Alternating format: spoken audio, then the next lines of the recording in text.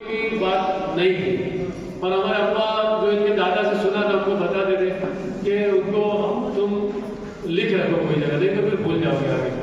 तो फिर मैंने उनसे इंस्पिरेशन लेके मैंने सजदा शरीफ पहले तो बनाने की कोशिश की, और बनने के बाद मुझे लगा कि उसके अंदर मैंने एक्सेल में जो बनाया है, ये सजदा शरीफ जो एक्सेल में बनाया है, हुजूर अकरम सल्लल्लाहु अलैहि वसल्लम से लेके बाकी उलूम नजीबुल तरफ़ैन हसनी हुसैनी सादात इमाम मोहम्मद बाकी तक लिया है। सुभान अल्लाह। हाँ, नजीबुल तरफ़ैन इसे कहते हैं कि आप अपने वालिद की तरफ से इमाम हुसैन तक आपका जाता है, और इमाम आपकी अम्मा की तरफ से वालिदा की तरफ से इमाम हसन तक आपका नस्ल जाता है।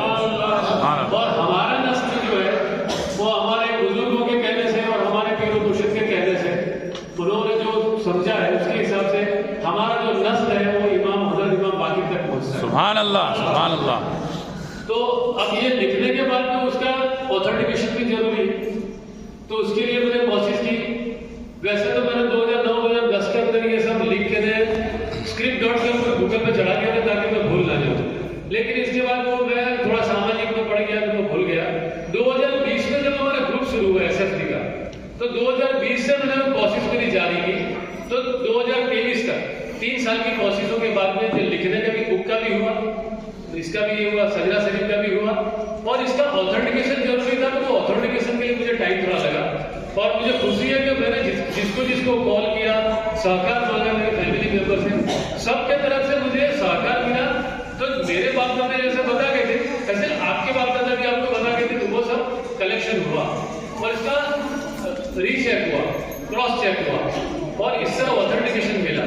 और जो भी मेरे ये तो मतलब मैंने 2020 में शुरू किया लेकिन मैंने देखा कि 2023 में मेरी नजर पड़ी कि नूरुल औलिया ने 1995 के अंदर किताब शाया कर दी थी।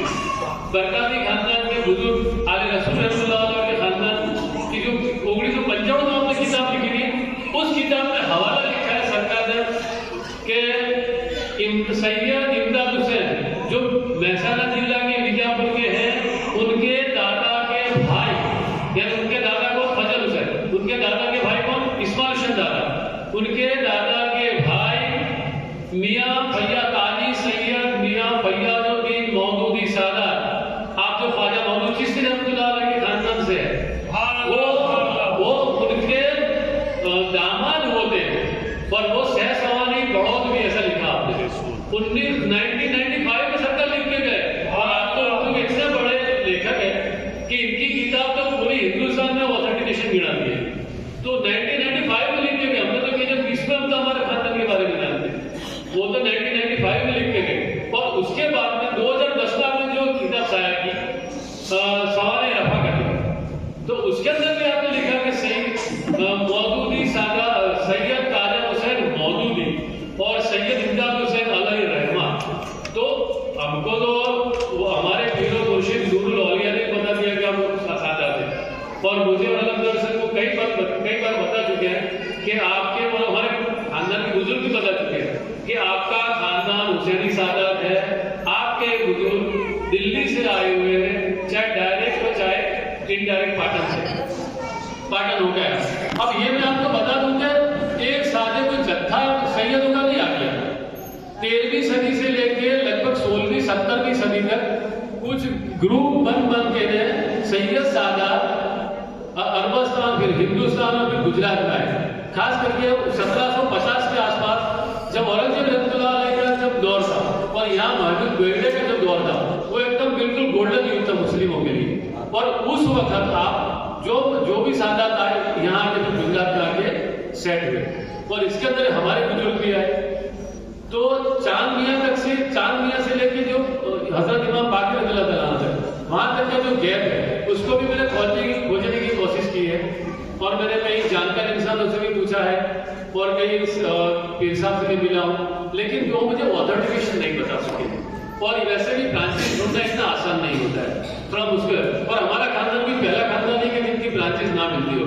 ऐसा सैयद खानदान घड़े होते हैं कि जिनकी बीच की ब्रांचेस नहीं मिलती होती है, तो वो कोशिश जारी है। मैं नहीं तो मेरा कोई नस्ल नसी के आप लोगों की नस्ल नसी कोई ऐसा पैदा होगा, टेक्नोलॉजी आएगी, खुलेगा। तो ये हकीकत है कि ये सब हमने कोशिश की है और इंशाल्लाह वो भी कोशिश जारी रहेगी। तो ये आप किताब पढ़िएगा, उसमें आपको पूरी डिटेल मिलेगी। और फिर मुर्शिद के जो मेरा जो किताब के नाम पे उसका ऑथेंटिकेशन है, वो सब ऑथेंटिकेशन के साथ लिखी है। और ये सजरा शरीफ दोनों है, वो ये जो है सजरा शरीफ, ये भी ऑनलाइन दे देने में आएगा। तो इसके सब कॉपियां 3 कॉपी में, इसको A3 साइज बोलते हैं। A3 साइज के अंदर ये 2 मैंने भी निकाले ओरिजिनल, जिसको मेरी सिग्नेचर में लिखी है और हमारे दूसरे बुजुर्गों की सिग्नेचर ले लेंगे जो मेरे पास रहेंगे तो। और इसमें से कोई कॉपी करनी है तो भी कॉपी कर सकोगे, नहीं तो ऑनलाइन जो दे देंगे आप निकाल सकते हो। और दूसरा एक है, मैंने नासिक में ट्राई किया है, तो जो एक फैमिली ट्री बनाया है, वो फैमिली ट्री भी आपको ऑनलाइन मिलेगा, तो उसकी मिलेगी नहीं, क्योंकि उसमें 12 फुट का जो लगभग कॉपी निकाला तो 12 फुट की कॉपी निकलती है, तो वो थोड़ी मुश्किल है, इसलिए वो भी ऑनलाइन दी जाएगी। ऑनलाइन आप अपने मोबाइल के अंदर दोनों सजरा शरीफ को आराम से देख सकेंगे, एक हिंदी में एक अंग्रेजी में। तो ये सब मेरे बातें थी जो मैंने आपके सामने रखी। और दूसरा कि अगर कोई भी उसमें गलती मुझे दिखे, भूत दिखे आपको, तो मेरा कॉन्टेक्ट कर सकते हो, मेरा मोबाइल नंबर में लिखा हुआ है। तो और कोई भी, ये तो क्या है कि एक कोशिश की है, अब क्या होगा आने वाले 2 साल 5 साल के बाद में जो फिर आगे अपना नस्ल बढ़ेगा तो इसके अंदर करेक्शन आएगा, तो फिर मैं करूँगा या मेरा बेटा करेगा, जो भी और भी जो करेगा तो उसमें करेक्शन होगा आगे इंशाल्लाह। तो हर साल मान लो आपके घर में बेटा पैदा हुआ या बेटी पैदा हुई, उसको कहोगे तो फिर आगे पता चलेगा, तो उसका नाम ऐड कर देंगे। लेकिन ये क्या, जब तक ये ओरिजिनल में ऐड ना हो वो ना हो।